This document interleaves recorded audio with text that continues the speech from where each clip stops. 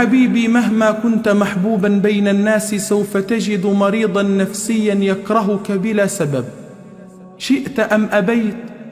هناك من يموت حقدا بسببك. ويا صديقي، لا تسمح لأي إنسان كائنا من كان أن يستهزئ بك، فأنت لست بفاشل. وقل له كما تراني أراك، مهما كان مستواك حياتك الشخصية خط أحمر. إياك أن تقبل الإهانة على نفسك في سبيل الحفاظ على زواج أو مال أو شغل. كرامتك رأس مالك. الله خلقك كريم، والله هو خير الرازقين. فلا تسعى لإرضاء أحد، فإرضاء الناس غاية لا تدرك. لا تجعل همك هو حب الناس. الإنسان الذي يبني لنفسه مجدا لا يلتفت لكلام الناس. والله لو علمت السرعة التي سينساك بها الناس بعد موتك لعشت حياتك كلها لله. فعليك بالتطنيش، فالتطنيش فن راق لا يتقنه إلا محترف السعادة. وإياك أن تندم أنك عاملت الناس بطيبة قلبك وصفاء نيتك.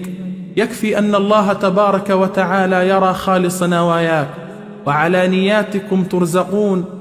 ومن عاش بصفاء النية نجاه الله من كل بلية، ومن عاش بالمكر مات بالفقر.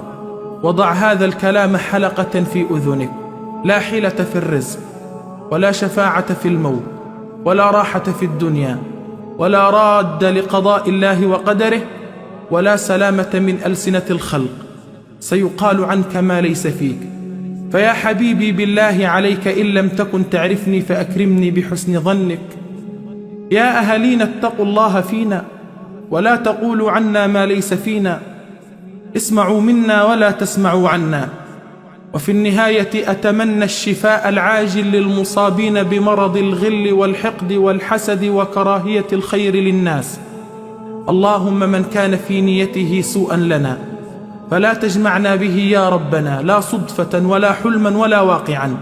اللهم من أراد بنا خيرا فوفقه لكل خير وأعنا على إكرامه، ومن أراد بنا شرا فأشغله بنفسه واصرفه عنا.